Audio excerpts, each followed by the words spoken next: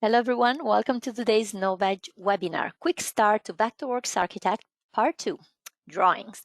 In Part 1, we looked at Vectorworks Architect and how we can use the tools and techniques of architects to quickly create a 3D model of the building. And in this webinar, we will take that building and create drawings from it. Be ready to learn some powerful techniques to make the process efficient and outstanding. Today's webinar presenter, Jonathan Pickup, is trained as an architect in New Zealand and in the UK and has more than 30 years of experience. He has been writing and producing Vectorworks manuals and providing customer support for more than 20 years. His company, ArchonCAD, website to follow, is the premier provider of third-party manuals and training resources for Vectorworks. He offers monthly webinars and maintains the visual knowledge base for Vectorworks. And here's the Novedge webpage where you can find Vectorworks products. Novedge is changing the way designers purchase 3D software, offering more choices, more freedom, best advice, and faster service. Check us out at novedge.com. I'm going to share Jonathan's screen so he can take that 3D models and turn it into drawings. Take it away, Jonathan. Thank you, Barbara. It's always funny when I hear myself being introduced. I don't know if I told you, Barbara, but this year is the 30th anniversary of me buying Vectorworks. Wow, congratulations. That's a landmark. That is, isn't it? All right, so today we're going to look at this is my quick start to Vectorworks Architect. This is part 2. So in part 1, we looked at how do we build the objects, how do we create floors and walls and put in windows and roofs. And I've got a little model to show you. So just today, I just wanted to make sure I'd let you know what we're covering. So we're going to talk about layers again. We're going to talk about classes. And I'm going to use layers and classes to create viewports so that we can show different information on our drawings. We're going to need sheet layers to present our viewports. I'm going to make elevations. I'm going to make some sections. I'm not going to do detailing. If you were hoping I was going to detail, not today. We should maybe, Barbara, that's a good idea. Maybe those of you who are here, do you want to give us some feedback as to whether you think we should do a detailing webinar? But we're also going to look at annotation, which means dimensions. We're going to look at the note database if we get time, and I want to look at the data tag and how we're going to use that. So now you can't see my other screen, but I've got a list of things we're going to cover. So let's get started. Some of you might remember this. This is my model from the last session, session 1, part 1. I've done a little bit of work on it. So I've added some flashings to the roof and I've added some barge flashings, but it's basically the same model. And you can see I've got all my 3D objects ready to go. All I've got so far for my saved views are hidden line perspectives, and I've got a shaded perspective, which is really handy. It takes me back and I can see what we've got. So let's go back to a top plan view. So floor 1, I'm going to go top plan view. Now I'm using my full-size keyboard. I can go up here and choose top plan, but I am using a full-size keyboard, and I use the keyboard shortcuts for changing views quickly. Key 0 is the top plan view, and key 5 is a top view, key 6 is a side view, and so on. So the first thing I want to do is to create my elevations. Now there's a lot of information here I don't want to see. So I've got a generic solid here, and I'm going to use my visibility tool. That's this one here. The visibility tool is really handy in not just in a design layer, but we can also use it in viewports to turn off the information we don't want to see. I don't want to see my walls, but I want to see this information here. Now this object here is a floor slab, which actually isn't part of the design. So I'm just going to get rid of that. So if we zoom in, there we are. I can now zoom in. I can save this as a view. So we're going to save this view. I'm going to call it my active only floor 1. That's good. This is going to be my foundation view. If I could spell it right. Foundation view. So the idea of the foundation view, I can turn all of my classes back on. So let's just turn everything on. You can use my Alt and my Option key, turn everything back on.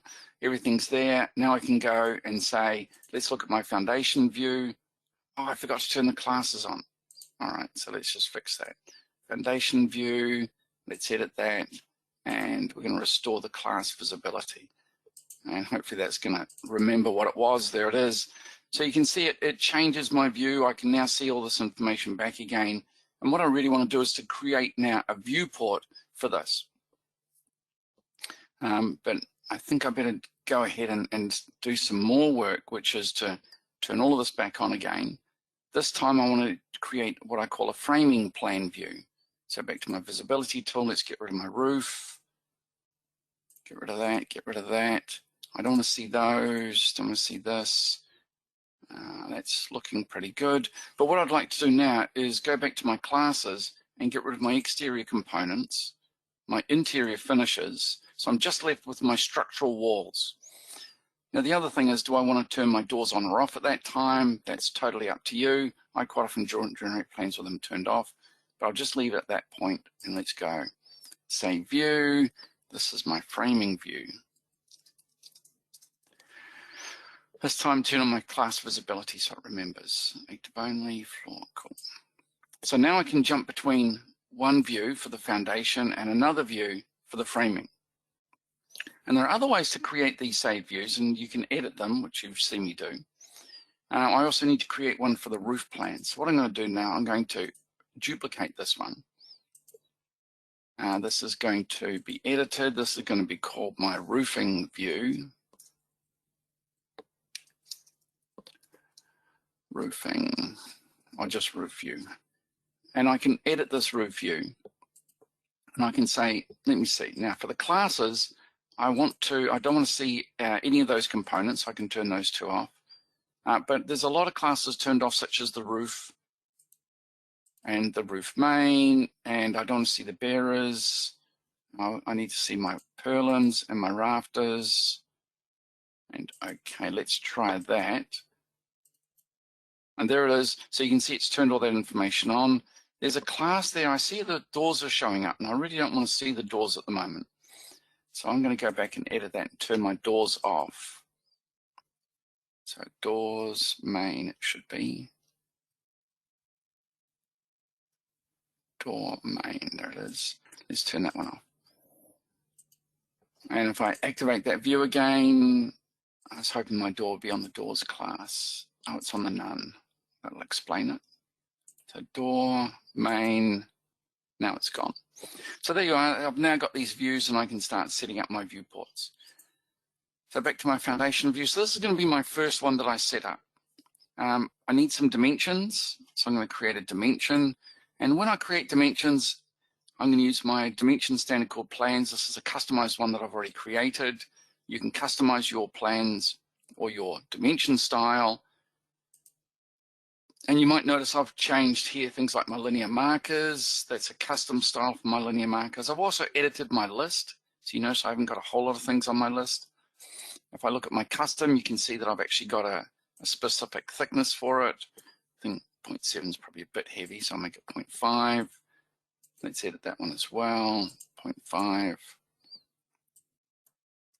You can change the line weight on your slashes or on your markers, really handy. So I've created a customized one of these, and I've also created one for joists and site plans where it changes the unit style. So that's my plans. I can dimension. So when I dimension the outside of my building, that gives me a specific size to the outside of my building. This is a metric file. I can change my units to feet and inches if you want, but I was just going to not worry about the dimensions exactly, but just the concept is more important. But you'll notice that this is automatically put on the dimension class, which is not what I wanted. Under the document preferences, we can change dimensions and say, create dimensions in a specific class. So I can choose a class for my dimensions. Now I need a notes class. I haven't got one yet, so I'm going to create a new class. And I've got this is my standards, and it's got all the classes I've ever used. So if I just type NO, you can see it takes me down to notes. I need a foundations notes. Cool. So notes foundation. That'll be cool. So now when I dimension or I place my dimensions, it will create them in a class called notes foundation. Now, there's a danger there that when I go to then create my framing notes might end up in that same class. So I'm going to turn that off so that it doesn't create my notes in a specific dimension. And that way I can go up to here and I can say notes, I want to be working in foundation notes. And now when I place my dimension, so the delete key to get rid of that. So there it is, it's placed on notes foundation, which is my active class.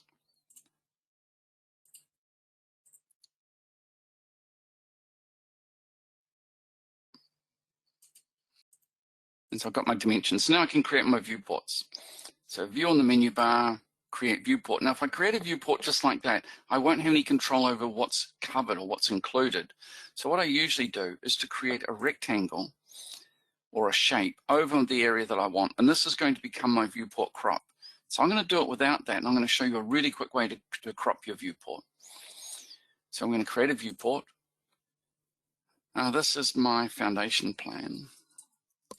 Foundation, I spelled it wrong again. Foundation plan, and because I'm terrible at spelling, I'm going to copy that. Create on layer, I'm going to create a new sheet layer. This is going to be 002, which is my foundation plan. So copy and paste. Okay, and I always give my viewport a specific name that allows me to see it, something like VP, Foundation Plan Viewport. And we're going to use the style, so we're going to put a label in. So I've got a style already there, it's a customized one. And the drawing title is going to be Foundation Plan. And because it's such a small building, this is such a tiny little building, that a scale of 1 to 25 is appropriate. Okay, and we're going to okay that. And there's my foundation plan on my sheet of paper. And you can see it's such a tiny little plan that it fits really well. But you'll also notice that the crop, or the moment it appears that the viewport is exactly the same size. So if we go back to my foundation view, and I create something over here, then we go back to our sheet layer. You see that object's now turned up. And one of the tricks I've got is to use the clip tool, which works really well. And we go, let's clip out everything outside. And you'll notice it's actually removed this object over here. And the reason it's removed it, when I go to double click and enter, or I can right click and go edit crop, it's actually created a crop object for me, which is really handy. And that crop object can be edited from outside the viewport using your clip tool. So what's the next thing we need? The next thing we need is a title block. Now I'm going to use a title block. I don't put the border around it, and I don't put grids on it. It's just the way that I draw. That's my drawing style. So I'm going to find my title block tool. We're going to start with a standard title block, something like a Vectorworks Architect title block, standard title block, one of these ones maybe. I just chose a simple one to get started with. I think I chose that one originally. Let's start with that one. We're going to select that one. And there's my title block. Click to place it. And you can see it's too large. It doesn't fit.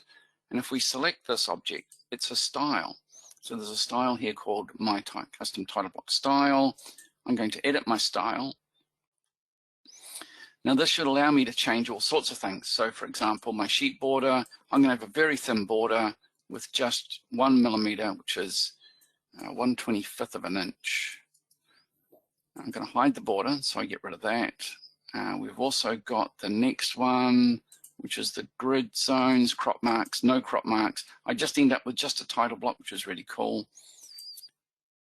And there it is there. I can also change the scale of that. If I go back to edit my style, I can give it a scale.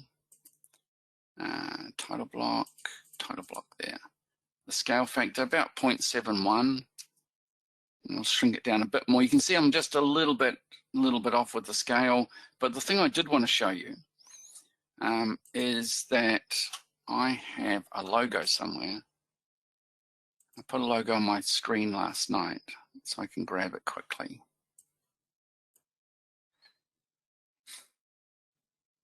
Can't find it. Okay, so what I want to do is edit this. So it's time for us to edit the style. I'm going to get my resource manager, look in my Quickstart, I should have a title block styles here, this custom title block, and I'm going to edit this. And I'm going to edit the title block layout.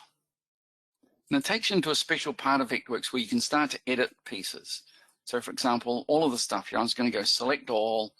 I'm going to use my reshape tool, draw a marquee around that area. I'm just going to pull that whole thing down, and it just drags everything that's inside that marquee down, so that now fits inside my drawing area. This area here, I want to get rid of this because I'm going to look for my logo in a second and just stick my logo in there. It was called a logo, so I'm going to have to go to my Finder window. I need a new Finder window. It's on my desktop. I think I found it. Yeah. Yep, there it is. Okay, so I'll just drag this in. It's my logo. I drag my logo in. Yes, I want to use that. It's the wrong size, so I can just scale it up. And I'll just use my Shift key to make sure I don't get it out of proportion. And just nudge it over with the arrow and the Shift key. So when I exit my title block, you'll see that that's updated my title block on my drawing. So there it is there. So that's a quick way. So if you're ever interested in building your own title block in Vectorworks, this is the really quick way to do it. Start with an existing title block, delete the pieces you don't want, move the bits around that you do want. And this is the way that I create a title block for clients, is to start with one Vectorworks has already made. And the reason for that is that when you start adding sheet data and project data, all the links are already there.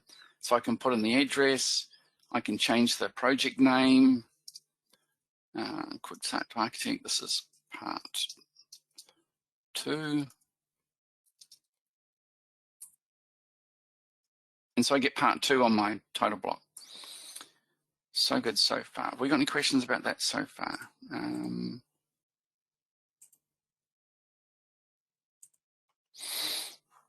So the question was, can I leave the dimensioning for the viewport annotations? Certainly I can. I can do that on the next one if you like. So the next one I want to make, so what am I, just let me check my notes.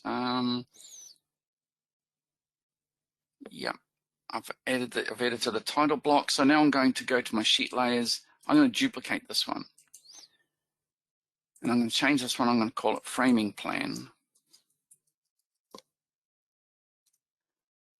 So this is actually now my framing plan. You can see the word just here, it's changed its name to framing plan. This one hasn't changed. So I need to change this one, call it framing. And what I want to see this time is different classes. So if I have a look at my classes, what I want to see, I want to see my hatching. I don't want to see my foundation notes. I don't want to see my roof, don't want to see my purlins. I don't want to see my bearers, floor joists, or slabs. Let's have a look. Where's my walls? I need my wall. And do I want to see my components? It's a question that whether I want to see my exterior component. Let's have a look. Let's preview that because we're not sure, so we'll just preview it. It looks like we've got everything we want. Okay. But my dimensions, so right click and edit design layer. These dimensions haven't turned up on the class they should have done, which was framing. And that's because Vectorworks crashed and I had to go back and fix it.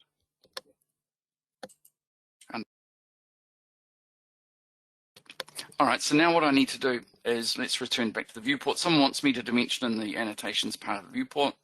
More than happy to do that. So I'm going to edit my annotations now. I don't know if anyone's noticed, but when I go into the annotations, I just double click to get in there. The reason for that is when I click on the right click and choose edit, there's a double click option here, which most people ignore. And the double click here edits the annotations. That's what I've got it set to. So when I double click, this is what I do mostly. I go into my annotations. So now I'm going to go back, I'm going to check my document preferences to make sure that my document preferences are correct. Yep, that's correct. Now I'm going to create a new class for my notes. So right click, new, I need to choose my file again.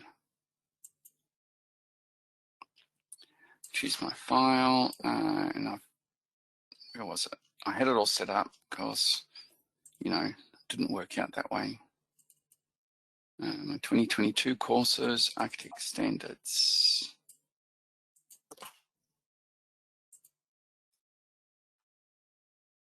Source files, 22 courses, source files. It should be, oh, I had it a minute ago, didn't I, Barbara?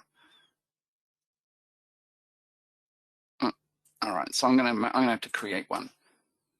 So what can I do? A quick way to create the class is to right click, duplicate, and then just edit that and call it notes framing. Now the problem with duplicating it is I've just told it to make an exact copy, which means that if any dimensions I put on here will automatically show up on other viewports, which is why I don't usually duplicate these types of classes. All right, so let's create some annotations. I want to go from there to there. That's one dimension. I need another dimension that goes from there to the start of my door. And if I choose the chain dimension, which is this mode here. So from the start there to my door, I want the dimension there to the end of the door, and double click. Down here, and to there. Let's do this one, overall first. And you can see I'm going to need to change where that note is located. There, and double click.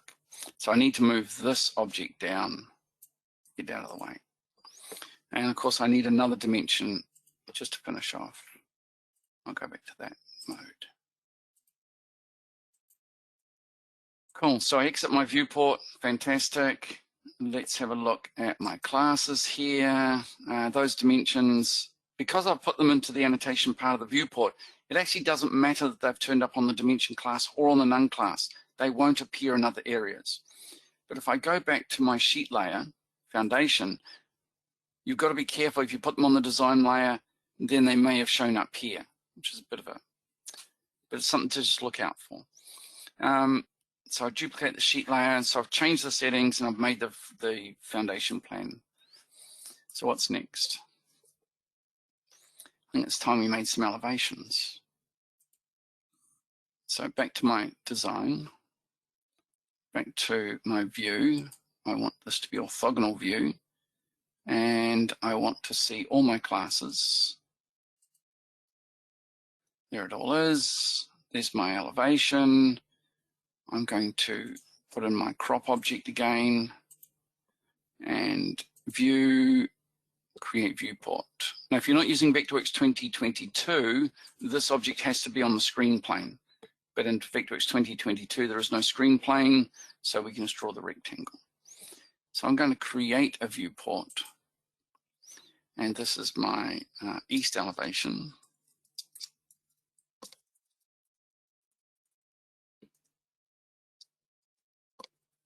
East elevation, copy that. I'm going to make a new sheet layer, which is 004. Elevations, east elevation, and its scale is going to be 1 to 50.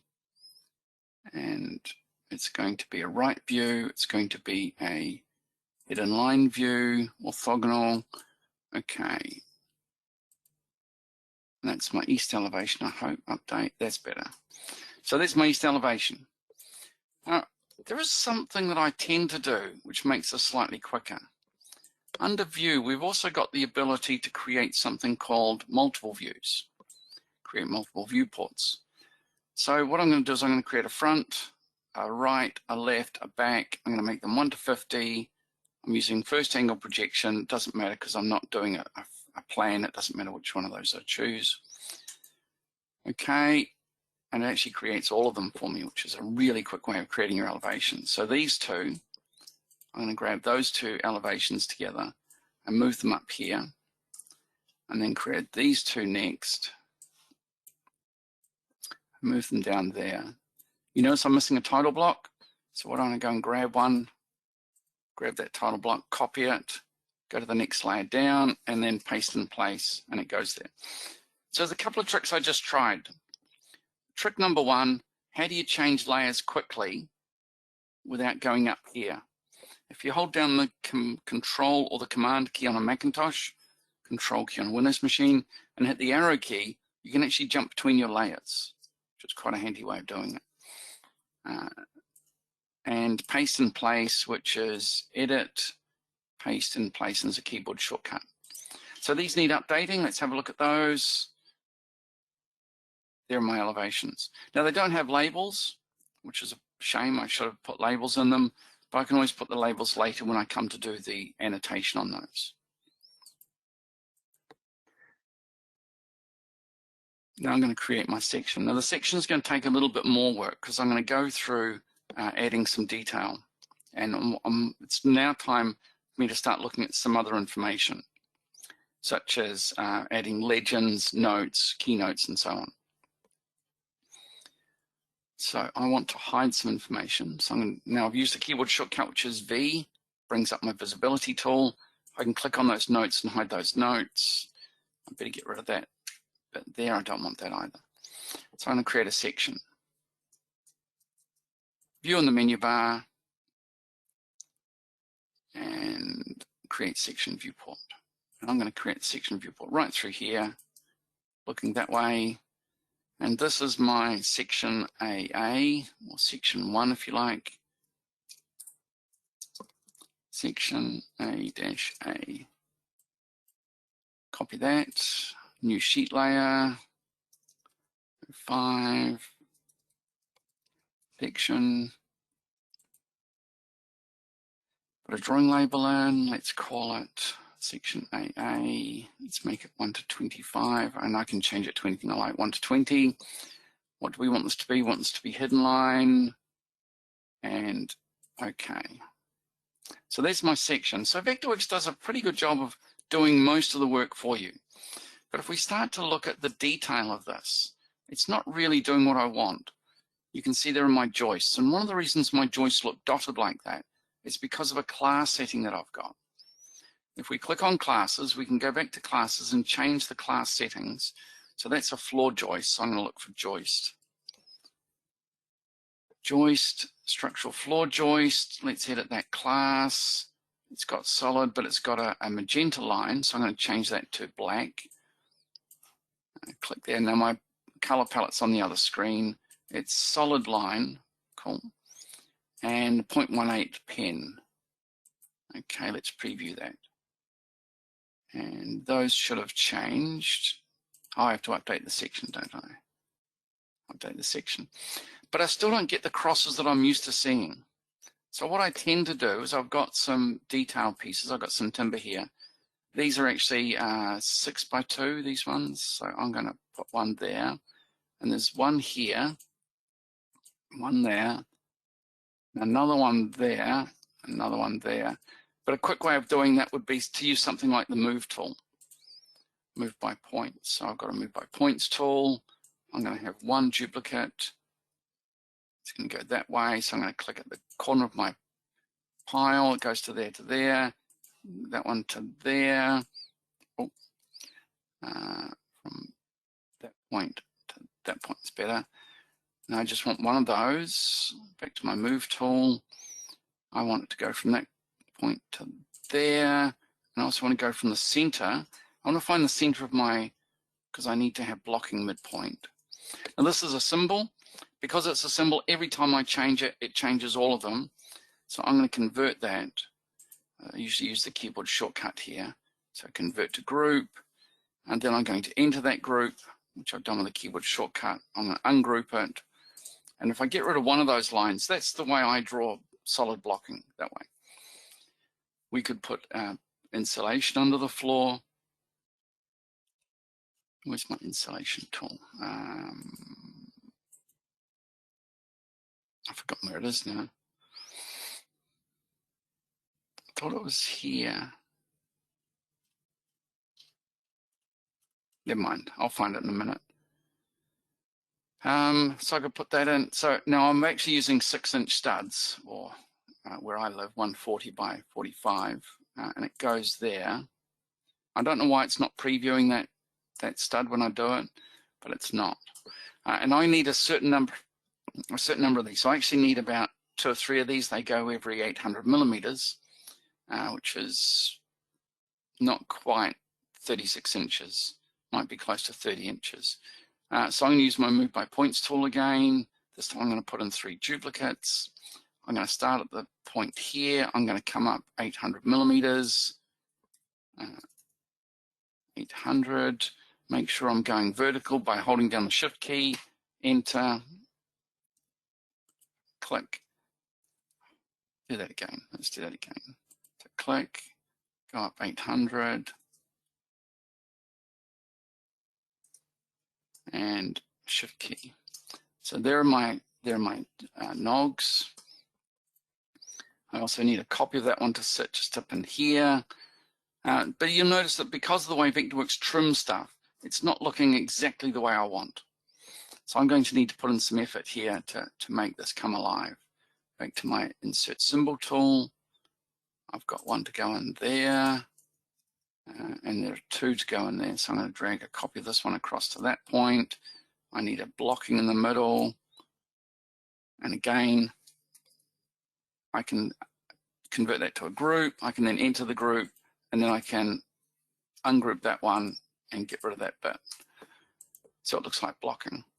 Now you can't see the line weights that I've created, but if you have a look carefully, you'll see that my symbol already included a slightly heavier line around the outside of that one and a thinner line for the inside. And that was part of my symbol, which meant that when I went to go and make those objects, they were automatically there. I've got some 4x2 for this area here. And I think I'm not seeing the preview, which is a bit difficult for me. So I think it goes from there to there. Yeah, there it is. And then I can use my Move by Points tool again.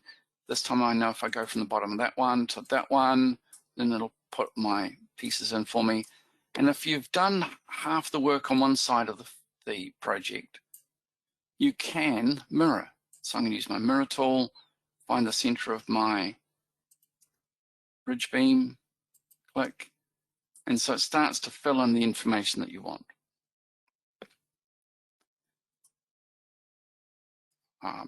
Bat's tool must be here. There it is.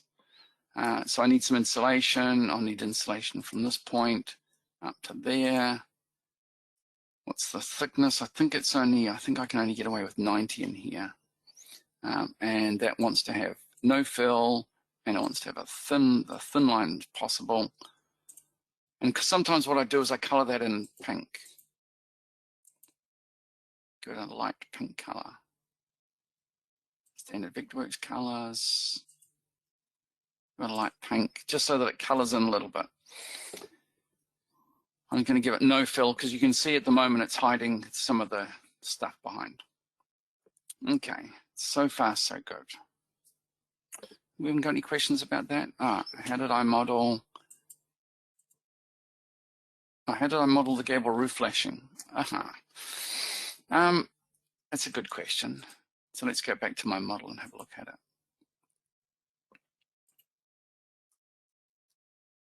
So this is my gable roof flashing. And what I did was I used my automatic working planes. I drew a rectangle on the top that matched it. I cut it out so that I ended up with this shape, and then I extruded it. I did have a bit of fun with this last night where I actually extruded a barge flashing, and then I used my the top of my flash and I extended it so it would go over my gutter when I put my gutter in. Vectorworks doesn't generate this stuff automatically. There isn't a quick tool to generate it, but I tend to use the automatic working planes. There's a few tricks. There's a few tricks that I show people when we've done this, I think, Richard, haven't we, where we looked at how do we do stuff like this. And I use a lot of the 3D tools to make it do what I want, but I modeled it, is what I did. The reason I modeled it is so that when I go to my elevations, my flashings show up here in my elevations. So let's select all my elevations. Let's update those. And you can see I've actually ended up with my flashing. It's at the right point. It's got the little pointy bits that come off the end. You know, it's starting to get what I want. Okay, so where were we? Sections. Back to my section. So now what I'd like to do is I'd like to start, I'm going to assume that I've had time to finish all the sections, but what I'd really like to start doing, I better put a title block on, I guess. Back here, title block, border, put one of those on, there's my sections. So that's right, so I need to move that across. I need some room, I'm going to put notes down the side. Okay, let's put some notes in. I'm going to use the call out tool to put notes in. So I can put in notes like this, and you might notice I've already connected to a notes database. So here you can connect to a notes database. I'll connect it to one that I've used before. I'm looking at roofing. I've got roofing notes. I've divided up into foundations, concrete, timber, roofing, cladding, and so on. So I've got a set of notes which I've set up, and then this is my, I'm going to use a trim deck, trapezoid, color steel. You don't need to worry about all that. It's a building material I'm going to use. I can stretch these out. I can move them where I want. But the trouble I've got at the moment is I can't see whether I'm close to my title block or not. So I'm going to show other objects while in groups. And now you can see I'm actually in the way of this title block. Let's check the size of my text. So text on the menu bar. Let's format this text. It's 12 point. I'm going to make it 10 point. It's a little bit better. And I'm going to change the size of that. So I've got my roofing note. I just need to drag a copy of this up here. Actually, I'll just drop it there. And this is going to be, so I can double click now. I can say this is my ridge flashing or my ridge capping. There it is there. Now I need another one here for cladding. So what have we got? We've got cladding. Where's my quiet top, that one. So let's put some cladding in. I've got some cladding. What have we got? We've got cladding. It's plywood, 1/2-inch plywood. Have I got doors and windows? Now I'm holding the shift key down so that I don't get my arrows out of alignment. I like them to be square across. Windows. I got windows, double glazed aluminium windows. There we are. You can see I wasn't quite good enough. That just got a little kink on it. What about my construction down here? So I've got flooring.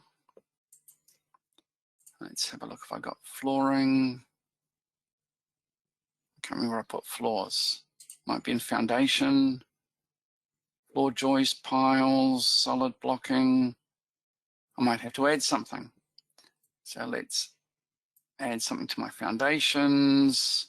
And this is going to be my flooring. And it's going to be an 18mm exterior grade plywood. Cool. And there was it gone, flooring. That one. And I got some I got piles to put in. Again, it's done that same thing to me. So I'm going to grab one of these that one's not square. Let's put that one over here. It says it's aligned, but it's not, is it? What's this one? This is, where's my foundations gone? Foundations, those are piles. And I've got bearers here. I double click, bearers. Cool. So why have I spent so much time putting notes in? I wanted to show you some tricks with notes.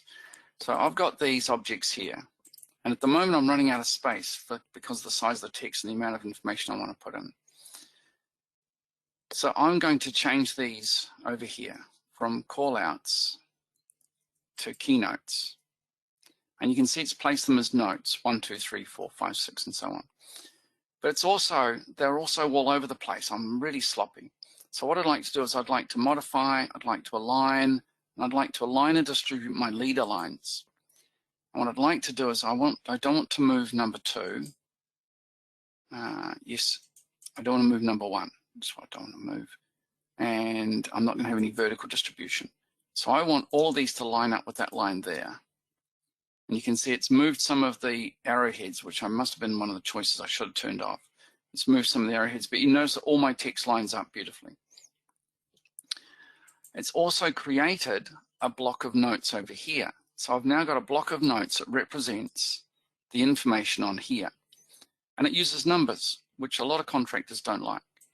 But one of the tricks I really like is the ability to change this from numbers to note descriptions. So let's just drag that across, like that, roof capping. So now you can see that on my section, it says stuff like ridge capping, roofing, cladding, and so on. These are my notes. This is my note description. The title of this is going to be called my section notes. We're getting on for time, Barbara. We're doing okay. Section notes. Cool. So I've now got the title section notes, and I want to copy these bits here. So I'm going to copy a bunch of these. Copy that. Let's go to one elevation. Paste. And there they are. Now these are still connected. If you have a look here, these are still connected to the same note legend I had before. But what I'd like to do is to change those. You can, if you want, have them all connected to the same one. But sometimes it's really handy to have a lot of notes that have a different legend. So I'm going to go back to the section, copy this, and paste it over here. So there are my section notes. These are going to be called my elevation notes. Now my elevation notes can use these notes instead. So the note legend is going to go to my elevation notes. And you can see that these notes now relate to these elevation notes here, which is quite handy. Now I know I'm sloppy and I haven't got my sheets organized properly. But I think it's quite cool that you can create these notes and these legends. So I'm just checking my notes. So I've done the create section, I've done the create, copy and paste. Cool. So now let's go back to this plan here, my framing plan. So what I'd like to do is I'd like to add some notes that represent the wall styles. So I'm going to right click, edit the design layer, and I want to use the data tag. Now I've already got a data tag to do what I want. Where's my data tag is here. Usually I put it up in here in my basic tool set. So my data tag, I'm going to put door and windows. Let's have a look at my Quickstart, data tag styles. I want a door and window, that's this one here, and select that one. So what will happen is when I click on that window, it'll pick up some information that I've already assigned to that window, such as the window number and the lintel size. Now this object up here, I think is a different object. So let's just go back to my data tag. And you'll see that when I try to do that one, it doesn't work. There's no eligible object. So it's actually a door tag, because Vectorworks have got windows and doors, and I didn't use window for this. But the other thing you can do is if you click there, it doesn't want to put the object there. If I click there, it does, and I can just move that tag. So I'm going to duplicate this and move it along. Now that is going to upset my my dimensions in the annotation part of the viewport, which is one of the reasons why I tend to put my annotations here, because as I'm changing the design. Now, if I drag a copy of this window number along, it doesn't change, it doesn't connect. So I need to tell it to connect to that window, and you'll see the window highlights red, and there it is there. So this window here is actually W02. 02, and it updates. Now these objects here, are they on the right class? Because they're on the none class at the moment, which is going to make them turn up where I don't want them to. They might turn up on the foundation plan, which is not what I want. So what I'm going to do is I'm going to get rid of that one, and I'm going to go back to my data tag. So I'm using this data tag called door, this one. I'm going to edit my plugin style objects. Now the plugin style objects, you can actually tell Vectorworks when I use this plugin, put it on a specific class. So when I'm using this one, since it's to do with framing, I'm going to make it go on the framing class. Now I just have to make sure that my notes framing is turned on. Let's get rid of that one. And let's place that data tag again. So door window, so click there, click there. What class did it put those on? Let's just drag them up here so we can see them. So those, instead of being put on the none class, none is my active class. So instead of them ending up on that class, they've ended up on the class that I wanted because I edited my plugin style, which is a very powerful trick because it means that you now don't have to think about what class am I working in, what class do I need to assign these to. So that is notes framing. Cool. Why aren't these showing up here? Because I created a new class or I had that class turned off. So let's search notes. Notes framing should be turned on. Okay, and there are my notes. So I've added the extra windows. I think it's perhaps, Barbara, it's time to wrap up, isn't it? We're getting close there. to the end of it. I just have a look to. Oh, okay. Richard, you were asking about how did I set up my Keynotes legend? You've never seen it before. Let's go back to that before we finish too much. Where are we? Okay, so there's two parts to this, Richard. Number one, you know that you can get that. So first of all, the first part is here. We're choosing the keynotes, which can be numbers or can be letters or can have a prefix. I like this one here, which is the notes description from the database. So let's edit the database, Richard, and I'll show you how I get there. Text, database, where's the notes manager? Notes manager. Okay, so let's have a look at the notes manager. So this is the notes here, Richard. So let's have a look at roofing, for example, and let's have a look at my roofing. So when I edit this, let's bring up the edit window. So when we look at this, Richard, you can see that I've got a section for this. So I've divided up my notes database into sections. It's got a description called roofing, and it's this description that Vectorworks uses here when I say use the notes description. Now, most people don't untick this one, which leaves the first 42 characters of the note. I turn that off and I put roofing. Now, by doing that, you're then saying this is the description that will appear here on my notes, but it'll also appear on my sections when I want. And you might notice if you have a look through here, Richard, every one of my notes has its own description, which is descriptive enough for someone to know what I'm talking about without being too descriptive.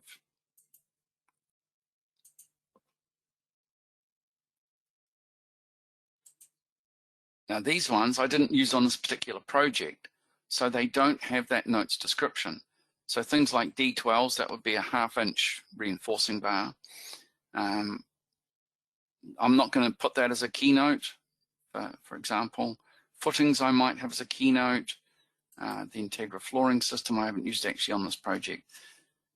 Insulation, so floor insulation, roof insulation, wall insulation. And the other thing you can do with these notes, let's cancel all of that. No.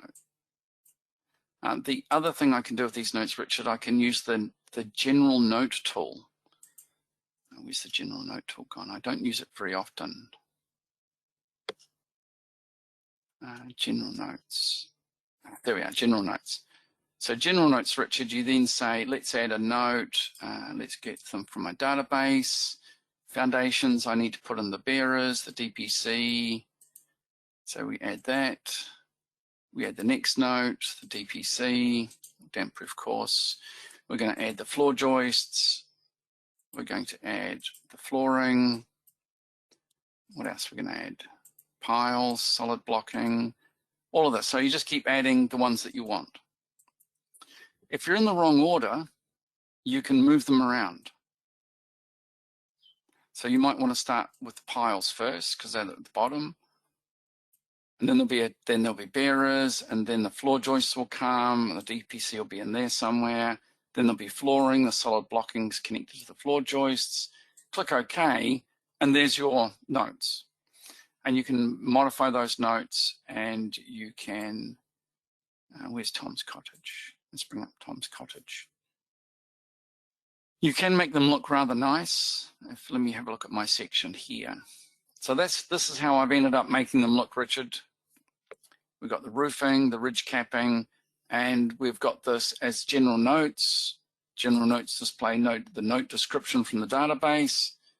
And so you end up with a rather nice set of notes,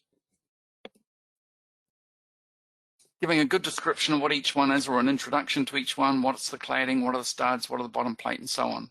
So you can see how that generates. And this is a section that I've generated. You might notice that some of my timber is pink, some of it's green.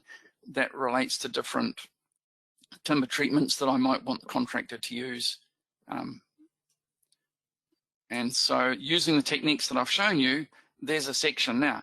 This section is almost totally drawn in 2D on the section view. If we look at the layers that are visible, all my layers are turned off because I got the section generated, I then traced over it, gave it the detail I want, created the flashings. I tend to put a lot of detail in to my sections so that they print really well. It also helps me to think of the details as I'm drawing, but that's just an old school way of thinking about it, and you don't have to do that. And we haven't had time to do detailing, so maybe another webinar. Barbara, no one said that it would be a good idea, but we could do a webinar on how to do details. Perfect. So that's it. So just I can't go back to my splash screen. I can't remind you what we've done because I've lost all of that today. But just to remind you guys that what we went through was we went through creating plans, using saved views, creating dimensions, how to set up my plans, how to change, you guys might remember how I changed the title block. You notice on this one, there's actually quite a strong graphic logo. We looked at copying viewports, making elevations, making sections, and how to edit things like data tags, how to edit your plugin styles. And I think we've covered quite a lot of ground in a very short time. Indeed. So just in case you didn't know, I run a subscription website. It's got all of my movies on it. When you join, you get access to something like the foundation course, which covers it's my Vectorworks foundation course. There's so much information here. There's architectural special interest groups. Every month we get together. The landmark things we get together for 3D modeling. Every month we get together. And I record those movies and I paste them online. And if you're a subscriber, you can get access to all of those movies. And if you join the webinars, you get to ask me questions. Yeah, packed with content. Jonathan is, you know, I think is not over-promising. I think is delivering every time. So check it out. And I also want to take the screen back just to show everybody where you can find Vectorworks 2022 on our website, novedge.com. Novedge is changing the way designers purchase 3D software. How, you may ask? We have all the choices. We have the freedom to pick and choose among different brands. And you can always talk to us over on the phone, which is, you know, such a great plus. Anyway, give us a call anytime and check us out at novedge.com. Thank you so much, Jonathan, for today's presentation packed with information. Have a great rest of the day. Very early day in New Zealand. Bye-bye. Bye, everybody. Thanks for coming, everyone.